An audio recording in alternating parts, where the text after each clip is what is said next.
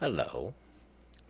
This is my third time trying to review this book, The Acid Queen.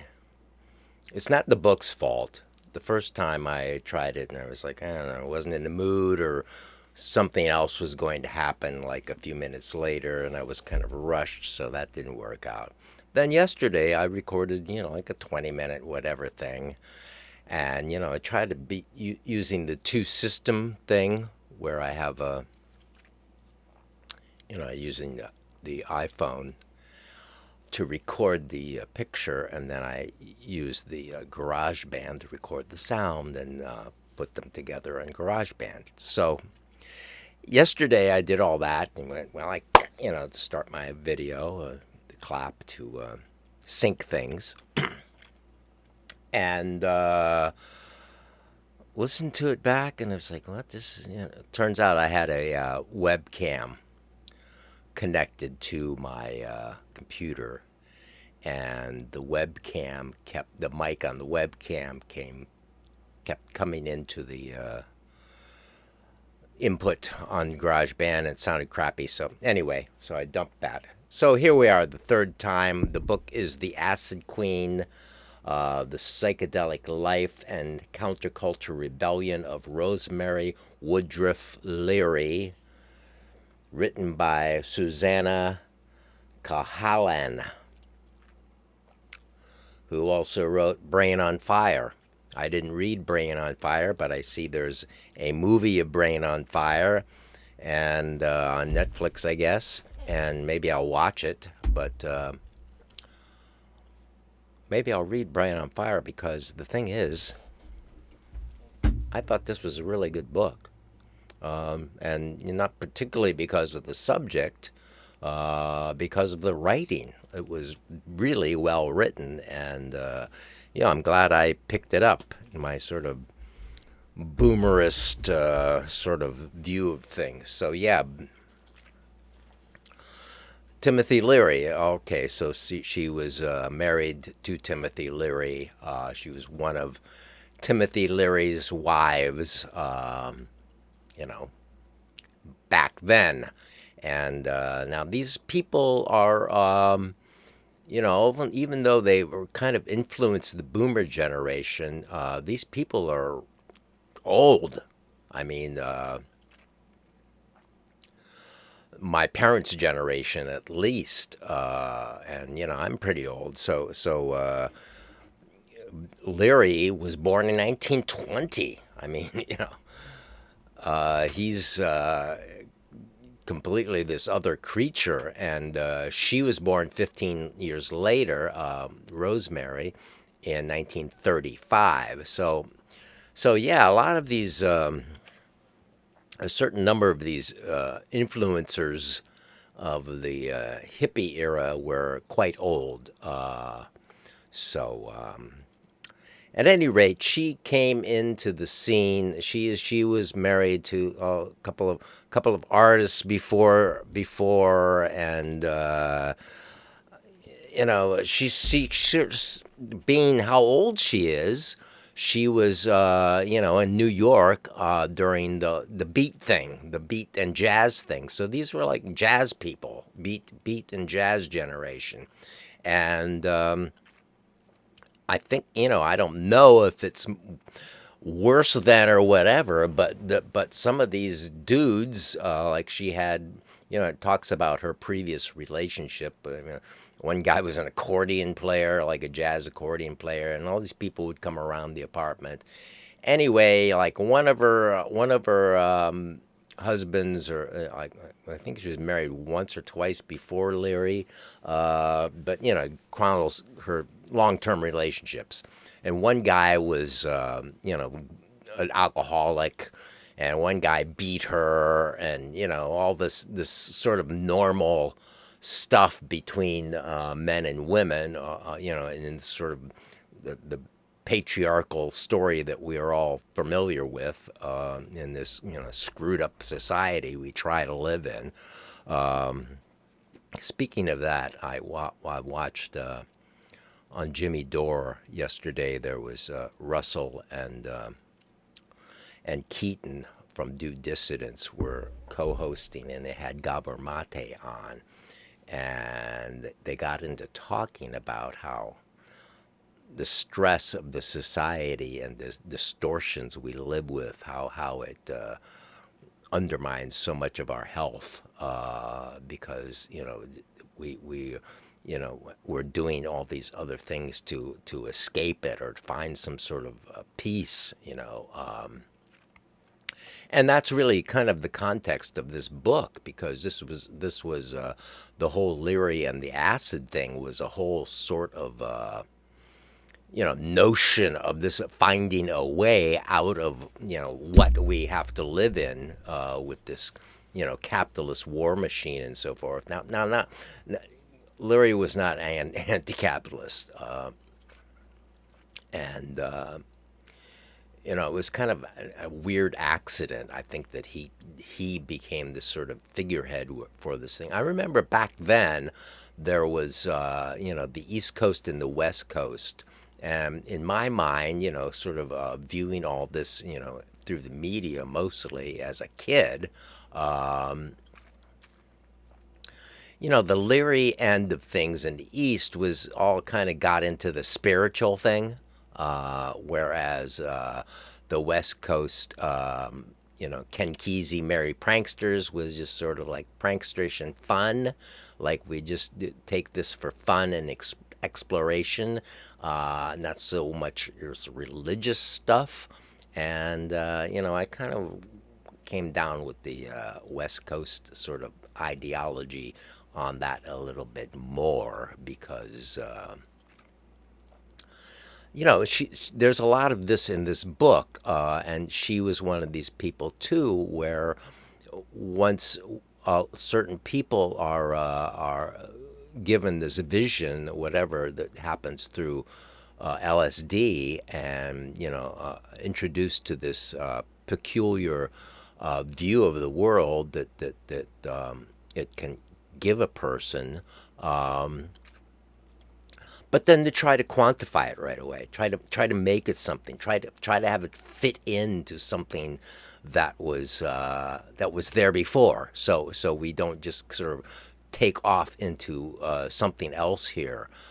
We just take this, go back into the safety of what we've known before. So that in my mind is what happened when Richard Alpert, who was with Leary at Harvard, and both got kicked out at the same time. Alpert got kicked out because he was kind of hitting on boys too much, because he's gay. Anyway, he went to India and came back at this Ram Dass thing. And I guess I got that book, Be Here Now, and looked at it. I don't think I ever really read it. I kind of looked at the illustrations. It's very sort of graphic.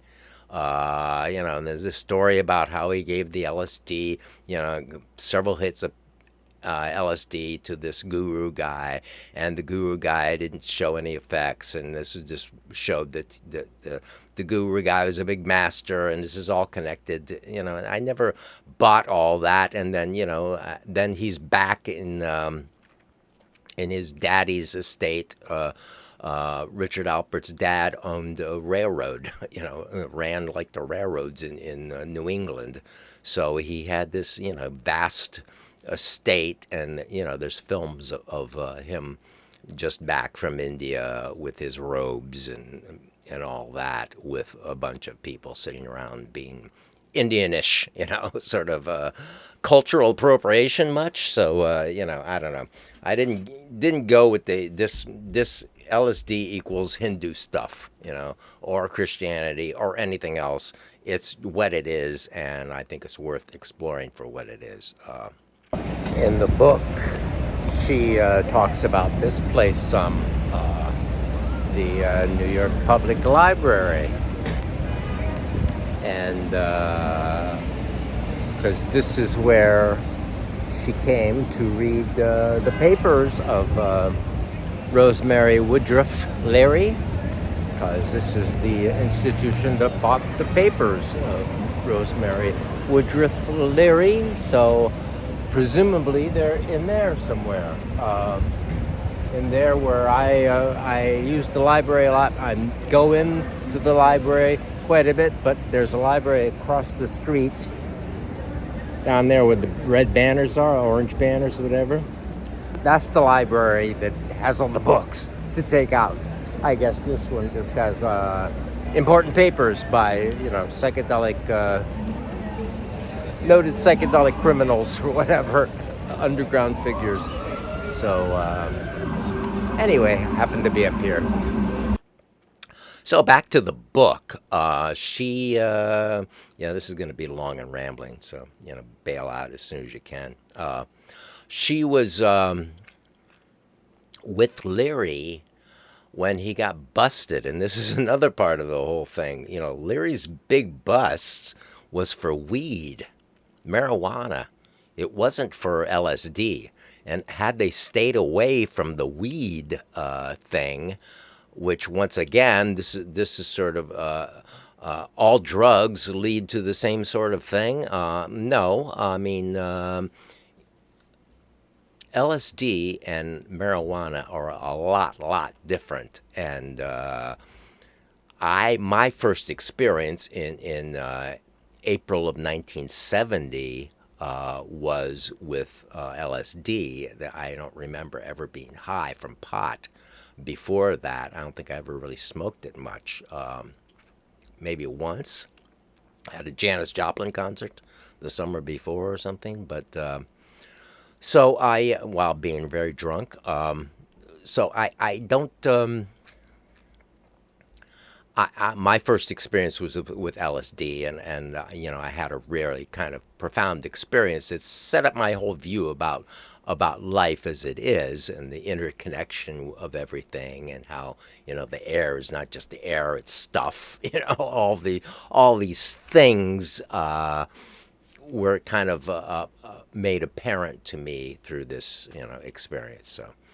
So, unfortunately, like Leary and all that, I did succumb to more using marijuana. And so it kind of, marijuana, to me is kind of not a really good drug. It's sort of it's not as bad as alcohol, but it's not,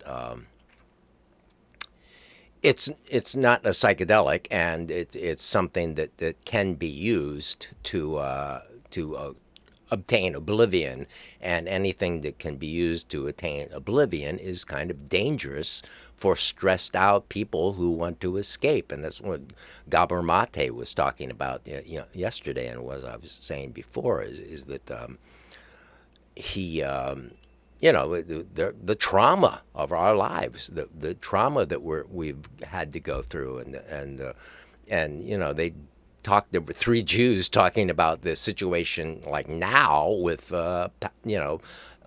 Palestine being destroyed, and how that feels to people who can't do anything about it.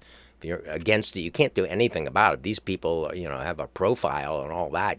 Gabor Mate has millions of followers, and he can't do anything about it. So, and it's stressful and hurtful to us to be in this position. So, yeah, long and rambling talk. So she was with him because of the marijuana thing when they got busted for weed, and the daughter, Timothy Leary's daughter from a previous relationship, was young daughter was found. The weed was in her underwear. She had to put it in her underwear when they were getting pulled over in a car. They're driving around a car with weed in it in, whatever, the 1960, whatever, and in Texas, So it's like, are you people idiotic or what, So they got busted, and he ended up in jail, and that's a big part of the story of her with Leary, is that she helped to organize the jailbreak, because Leary broke out of jail He was moved into a lesser secure jail out of a. He was like sent up for 10 years or something, and that was not acceptable, of course. And so, with the Brotherhood of Eternal Love, which was this sort of LSD pot distributing gang in California in Laguna Beach, that basically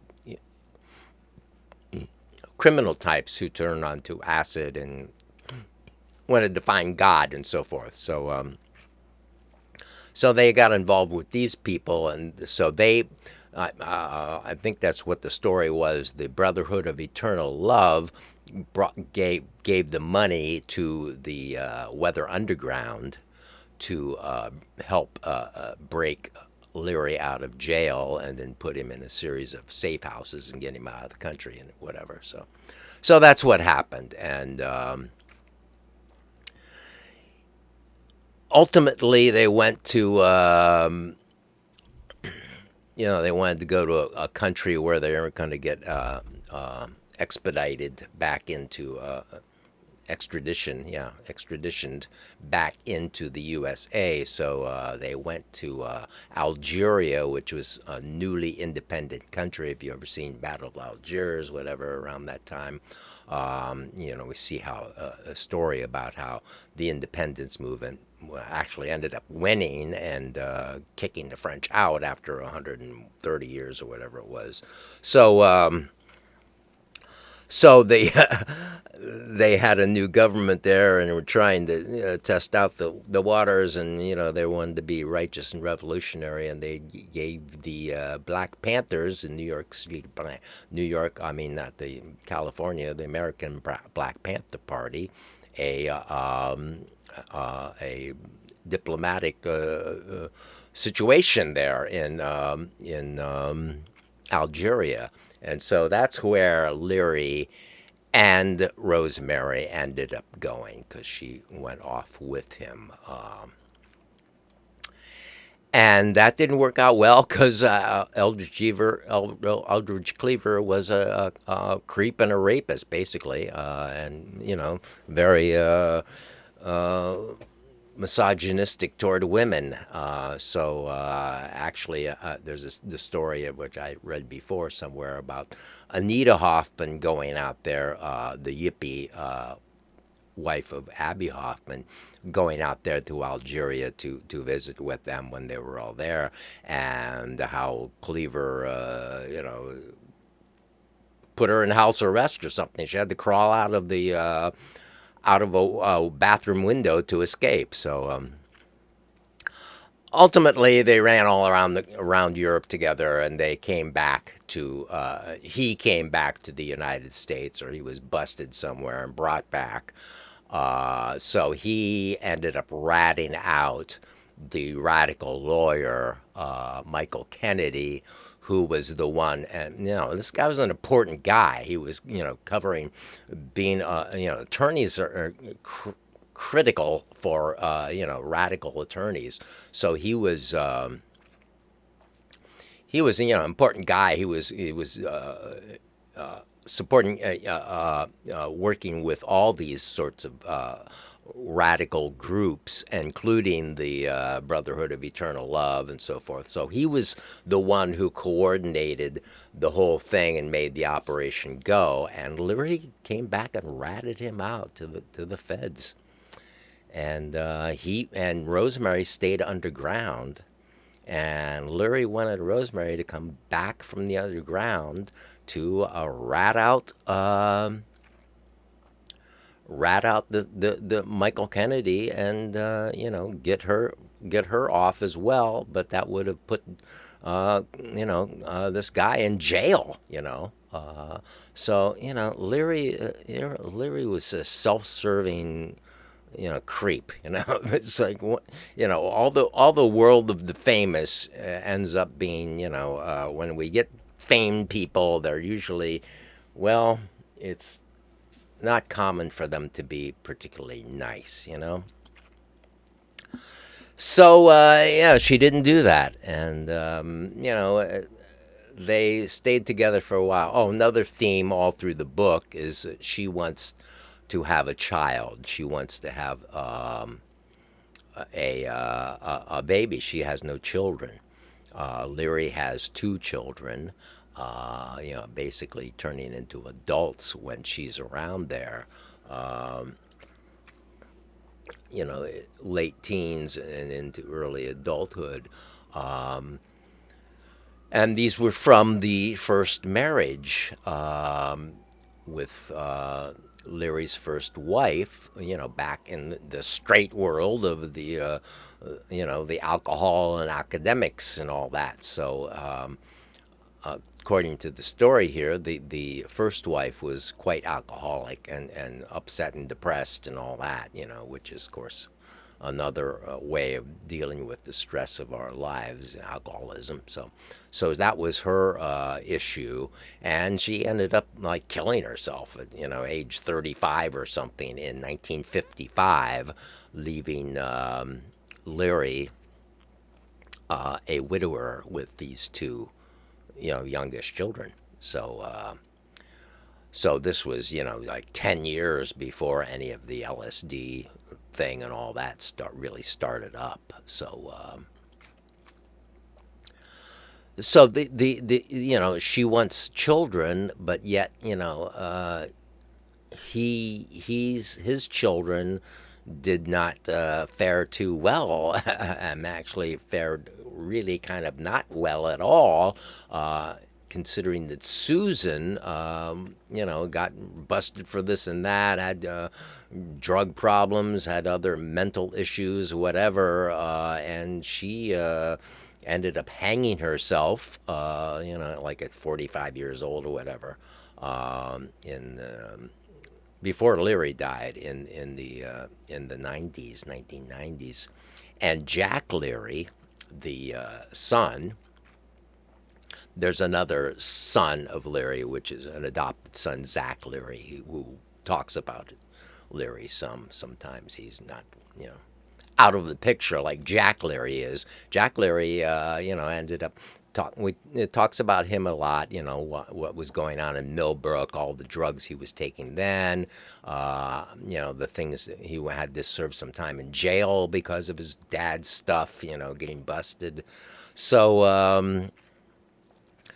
Ultimately, he completely rejected his dad and the whole scene, and went on to have kind of a straight life.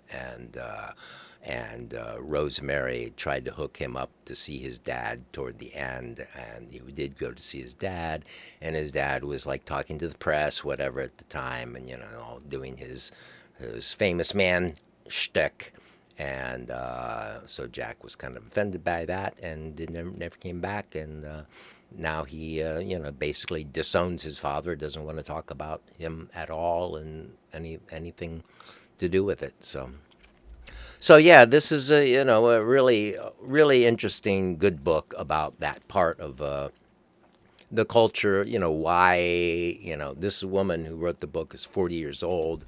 So this is all boomer stuff, and it's all getting more and more distance. When we talk about Leary being 105 years old this year, we see how things, it's all getting very very distant and remote, and it's all the past. So yeah, Leary was quite a bit of a creep. The Rosemary was dreamy. All the other, bringing in the woo. All these other things that psychedelic people tend to bring into their lives, that think it's related. Like, oh, well, then this LSD, then astrology might be real. So that, talking about astrology. Okay, well, all right, yeah. Actually, I found the book, an astrology, very handsome little book in one of the book things. Yeah, see, Scorpio. I'm Scorpio. Maybe I should review this book. Yeah, so astrology and tarot and all these things. You know, oh, she was quite into the I Ching. I worked with the I Ching. I Ching is fun. You know, it's interesting, interesting little poems that make you think. You know, so you know. Whether it's connected to God, you know, no, I don't really believe in God, you know, especially nowadays when God is used as a weapon to murder people, basically, which is, I guess it's always been that way. So, anyway, I have another thing starting. If we've made it this far, Jolly Ramey, my band from the 80s and 90s on till like nowness, has started a podcast on the Jolly Ramey channel, and I'll link to the Jolly Ramey channel. And we're doing live podcasts, video podcast here, and I haven't started the audio yet, but probably start an audio podcast of it. So me and Maddie of Jolly Ramey are speaking to you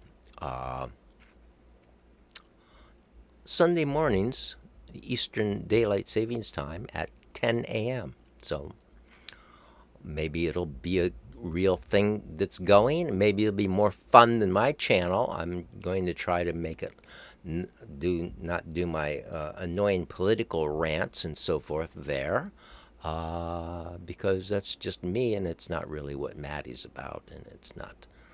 I'd like to do something that's entertaining and fun that people would like to watch, and so I could get enough subscribers to and enough views to make a little money out of it. Like my friend Maddie, to make some money out of it. That would be good. So, talk to you later.